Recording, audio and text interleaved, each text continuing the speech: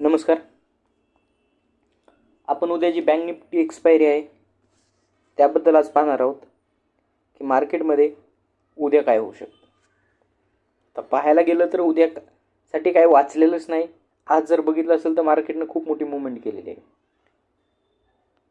ही जी movement आहे, आपण सकाळी सर्वांना सांगितलं होतं की आज मार्केटमध्ये तुफान येण्याची शक्यता आहे आणि मी तो मेसेज प्रत्येक ग्रुपला फॉरवर्ड केलेला होता. आणि काल परवाही जर तुम्ही व्हिडिओ नीट पाहिला असेल तर आपण क्लिअरली सांगितलं होतं की मार्केट हे बजेटच्या आधी ऑल टाईम हाय बनवण्याची शक्यता आहे. लक्षात घ्या. मार्केटनं चेक करा, हा जसा ट्रेंड ब्रेक केला खूप मोठी रॅली केली.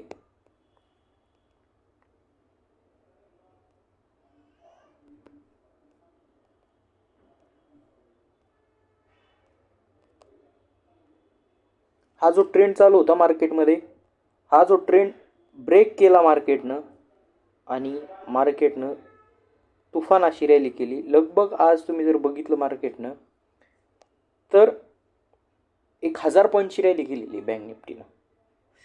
आता उद्या काय होईल लक्षात घ्या.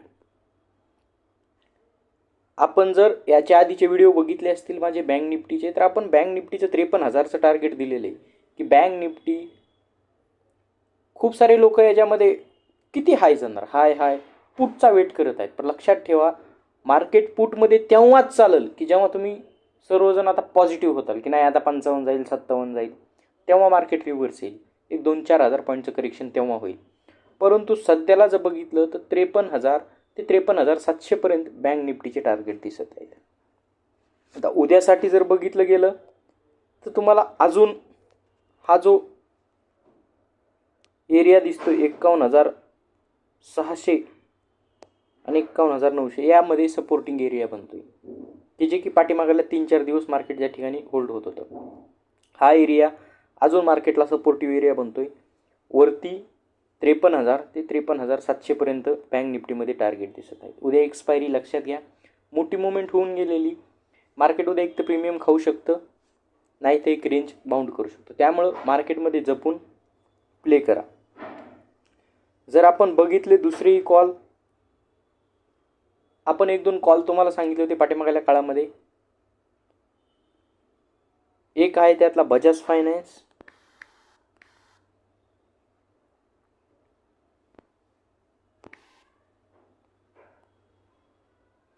हा जर बघितला बजाज फायनान्स तर मंथली हा स्टॉक टोटली स्टक झालेला आहे.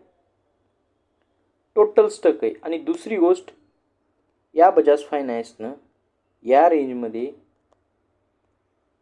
एक ट्रेंड बनवलेला आहे. लक्षात ठेवा, बजाज फायनान्स जोपर्यंत या ट्रेंडच्या वरती 53 किंवा ही 54ची जी त्याची रेजिस्टन्स एरिया आहे याच्यावरती 1 ते 2 दिवस होल्ड राहत नाही तोपर्यंत बजाज फायनान्स असाच करत राहील. म्हणजे काय, असाच म्हणजे काय, तर ही ज्याची बॅक हिस्ट्री आहे हीच हिस्ट्री रिपीट करत राहील.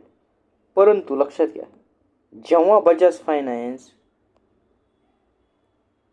हा जो रेजिस्टन्स फेसिंग एरिया आहे याच्यावरती होल्ड राहील, लक्षात घ्या बजाज फायनान्समध्ये सडनली तुम्हाला 8,000 ते 9,000 पर्यंतचे टार्गेट मिळतील. ओके. दुसरी गोष्ट,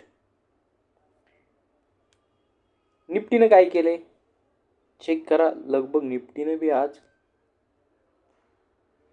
सेम जो आलेला रेजिस्टन्स आहे त्याला या ठिकाणी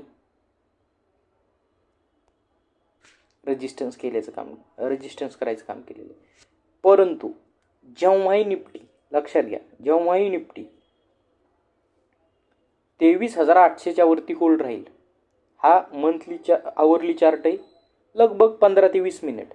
तर लक्षात घ्या, जशी बँक निफ्टीने आज रॅली केली तशी यामध्ये तुम्हाला 100 ते 200 पॉईंटची सडन रॅली दिसेल. याच्यावर निफ्टीगण पण लक्ष ठेवा. परंतु निफ्टीसाठी मेन लेवल आहेत 23,800ची.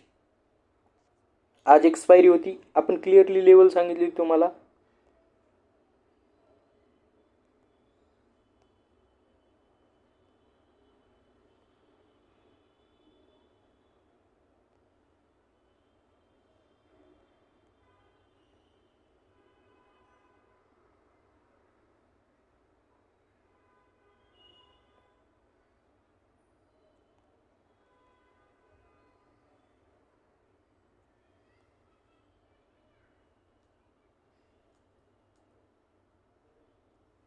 सॉरी मिड कॅप पाहत होतो.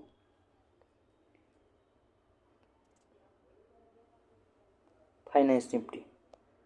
Okay, check. आपण लेवल सांगितली होती तुम्हाला 100ची, ही जी की लास्टला एक 2-3 दिवसापासून मार्केट ज्या ठिकाणी रेजिस्टन्स फेस करते. डाऊनला 800 सांगितले, वरती 100.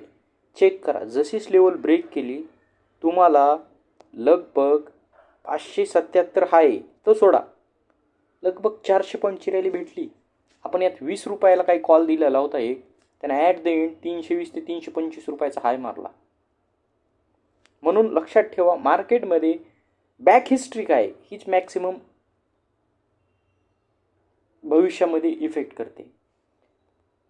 ज्या ज्या ठिकाणी मार्केट स्टक होतं 2-2, 3-3 दिवसाला आणि असं ऑल टाईम हायला किंवा ऑल टाईम किंवा म्हणू शकतो स्ट्रॉंग सपोर्टला असतं, मार्केट अशीच मुवमेंट करतं. आता सध्याला मार्केट हे ऑल टाईम हायला चालू आहे, लक्षात घ्या.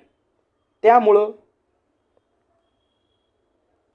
जो आजचा मुवमेंट बनला हा खूप फास्ट होता. यामध्ये सुद्धा लक्षात घ्या, आपल्याला 23,800 ते 24,000पर्यंतचे टार्गेट दिसतात. जसे बँक निफ्टीमध्ये सांगितलेत आपण की 53,000 ते 53,700 पर्यंतचे टार्गेट दिसतात, तसे यामध्ये सुद्धा 23,800 ते 24,000पर्यंतचे टार्गेट दिसतात. त्यामुळं मी काल परवाही व्हिडिओ तुम्ही जर नीट पाहिला असेल तर सांगितलं होतं की तुम्हाला हे जे येणारं बजेट आहे त्या बजेटपर्यंत खूप मोठी रॅली दिसेल आणि मार्केटनं बरोबर त्याच वेळेनं डायरेक्शन सुरू केलेली.